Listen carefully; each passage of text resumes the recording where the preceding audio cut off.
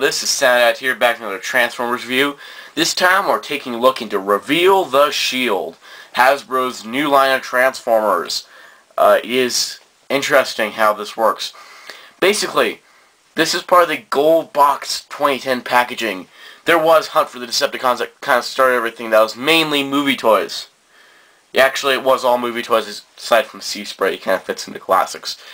Now they're doing movie repaints a little bit, and mostly new classics figures. Hasbro, you get a thumbs up.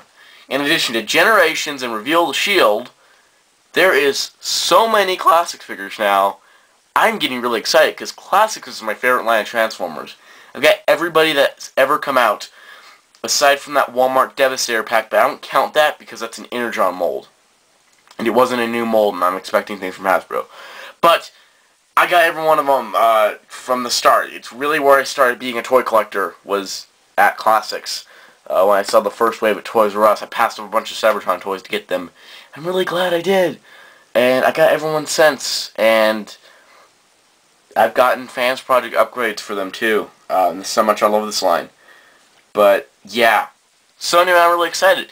So first up is a new mold, Turbo Tracks here, and the other one in this wave that I'm going to be getting is Special Ops Jazz. I have not found him yet. I will probably review him when I find him. But anyway, here is the packaging. I got this nice blue background. Despite it being Power Core blue actual holding container thing, it's just blue in the background to make the plastic look blue. You got Reveal the Shield down here. This is a nice repack of mine I did, because I got this for Christmas and I wanted to open them up. Turbo Tracks, you got Reveal the Shield. As opposed to having the Autobot logo here, you got the question mark, because you have a rub symbol to reveal the shield. It fails because the first wave is entirely Autobots. Anyway, on the back here you got Reveal the Shield type deal, stats, picture. Here's his bio. I love this bio because, well, it kind of defeats the purpose. See that there? That's an Autobot logo. That means he's an Autobot. So what's the mystery behind the rub symbols? Nothing, they're just there for fun. There's one thing, Autobot Tracks. Yeah, I don't think, maybe he's an Autobot, I don't know. It's kind of confusing.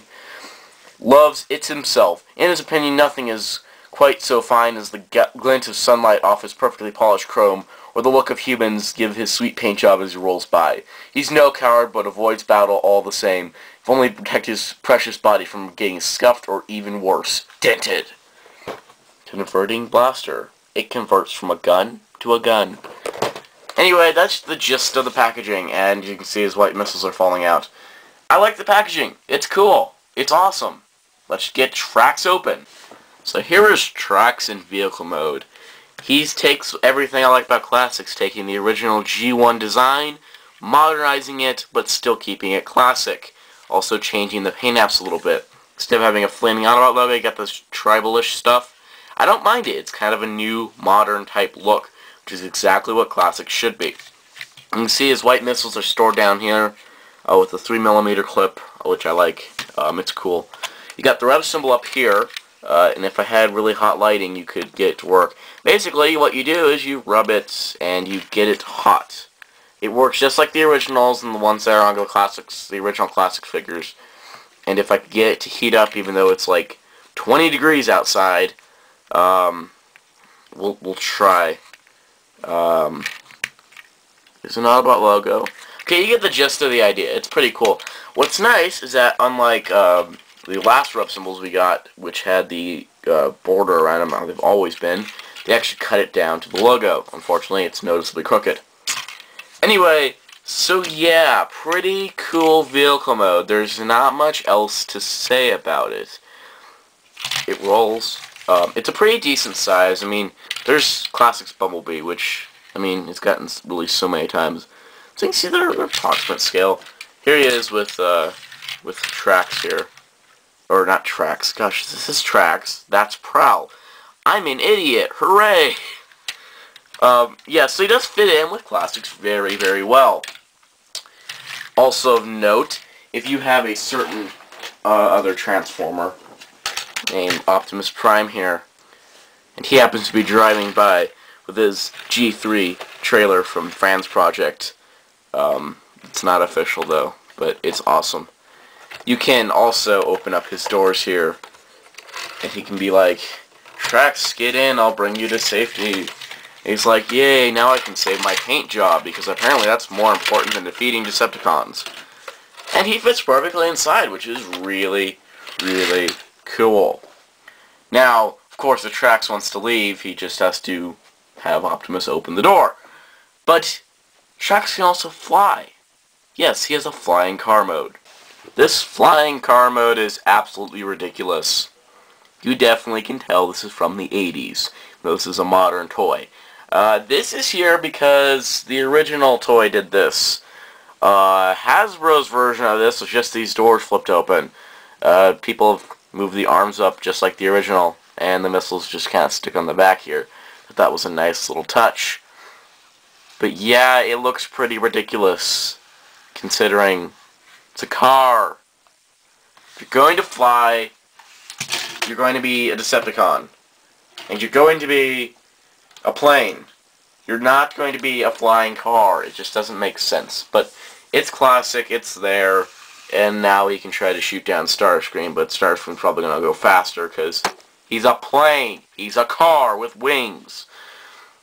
Anyway, enough of that. Let's move on to robot mode. So here is Trax's robot mode. If you're wondering why I'm not doing transformations, it's been done. I'm just here for opinion type deal. And that takes a lot of time to make it interesting, and it just kind of takes some time. But basically, here he is. Some people say he's stubby. He's not that bad.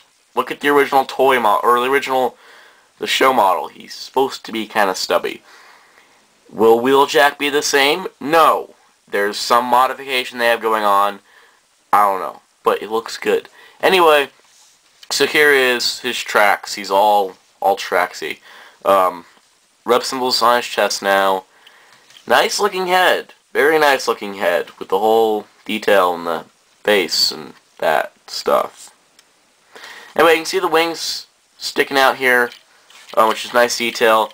The little 3mm clip on his shoulders here. Also, the ones from vehicle mode are still there, so they're down in there. He has a 3mm clip on his gun here. His gun. It converts from a folded gun into a larger gun. Amazing. He's got this really nice little hand sculpt here, so when he's not holding a gun in it, it doesn't look weird. Unlike other Classics figures where they're not holding guns, they just look weird. Yeah.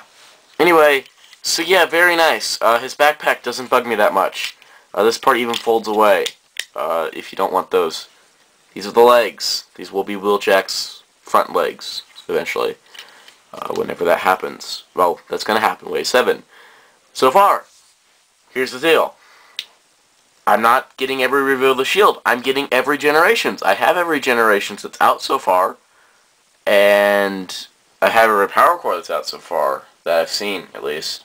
But, I mean, not all Reveal the Shields are Classics figures, so I'm not wanting to get them as much. Because I'm kind of tired of the movie toys. Anyway, so for articulation, it's pretty good. He's got a ball joint head, a little bit blocked by his missiles. Oh, yeah, it is a ball joint, because you can't look up. Ball joint shoulders, a little bit blocked by wings. Double joint elbow. Rotation above the elbow, rotation at the wrist. He's got a waist joint. His hood opens. Okay. Ball joint hips, knees, no rotation. Ball joint here, ball joint there. So he's very sturdy, unless yours is like being stupid and likes to fall forward, which is my problem here. His feet are a little loose. But yeah, he can assume some pretty cool poses. As cool as Trax gets. I don't know. I wasn't a big fan of Trax, but I don't know. He's kind of cool. But yeah, there you go. There's not much to say. You get him in certain poses, you cannot see his head at all because of his giant windshield chest. So, I mean, the design lacks a little bit, but it's not horrible. He also fits in with other Classics figures perfectly. For example, Bumblebee and Prowl here. Bumblebee's kind of short, he's about medium, he's a little tall. It all works out. So can I recommend Reveal the Shield Turbo Trax? Yes, I can. if you are a classics collector, or a Transformers collector in general, if you like tracks too, and you haven't gotten into classics, he's certainly a good figure. To passing by Transformers fan, if you don't know who Trax is, you probably won't dig this figure at all. It is a pretty good figure though, and I can recommend it. It's Trax, updated with articulation and accuracy and classic style. There's not much else to say about it. It's actually pretty cool. So this is the first look into Reveal the Shield. Stay tuned for more, as I'll probably be getting just about everybody that's not a movie figure. Maybe Lugnut aside, I don't know if he's really movie or not. But yeah, stay tuned for more Reveal the Shield coming to this channel as soon as my stores in my area decide to stock more of them. Stay tuned for more Transformers reviews, because I got Transformers United Megatron up next. Thanks for the saying. Goodbye.